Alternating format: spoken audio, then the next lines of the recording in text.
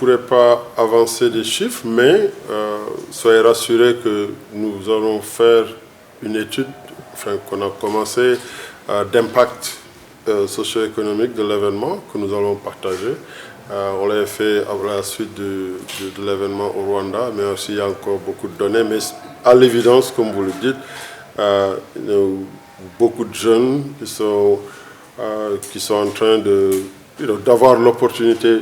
Moi, l'une des conversations les plus marquantes, il y a un jeune que je vois tous les jours quand je sors de l'AN, et il est au parking, il amène la voiture et tout.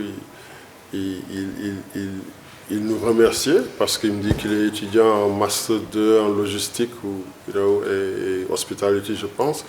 Et il disait que cet événement, pour la première fois, il a l'opportunité de vraiment appliquer ce qu'il est en train d'étudier. Il voit les perspectives d'avenir. Et c'est vrai, il faut qu'ils y croient. Et c'est pourquoi, pour la jeunesse, on dit qu'il faut être entrepreneur. Et j'en ai vu beaucoup,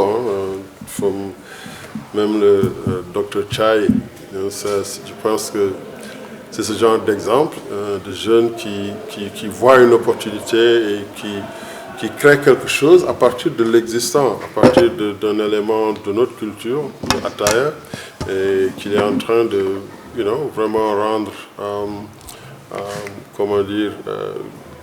exposer, donner l'opportunité à tous ces visiteurs de découvrir. Il le fait de manière très créative. Et c'est dans d'autres domaines. Je vois beaucoup de jeunes qui viennent me voir pour dire qu'ils ont commencé leur propre compagnie de création de contenu. Ils sont dans l'audiovisuel. Des jeunes qui sont dans le merchandising, ils font leur propre design pour faire des t-shirts, etc. Ça, c'est ce que quand on parle de locomotive de développement économique, un economic growth engine, c'est ce qu'on veut dire, c'est-à-dire que ces emplois qui vont se créer, mais ça va se passer dans l'entrepreneuriat.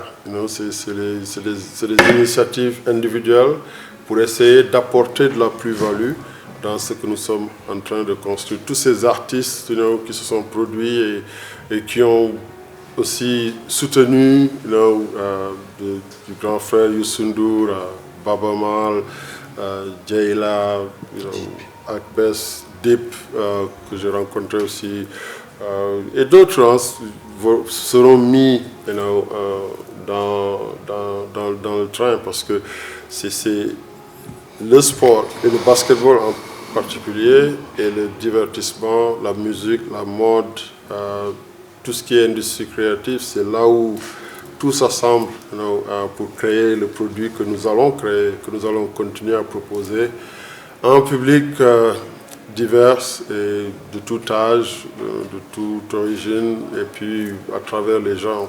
Il y a plus de 400 jeunes qui sont venus, et c'était justement une opportunité de leur parler de cette industrie qui va être créée, de les encourager à jeter un regard sur l'industrie du sport et les industries créatives comme non seulement source d'emploi, mais aussi, comme je le dis, ces jeunes que j'ai rencontrés ici tout le long de cet événement, qui sont déjà des acteurs dans cette industrie. Quand je parle de ces jeunes qui ont leurs petites entreprises et qu'on encourage, nous sommes très engagés à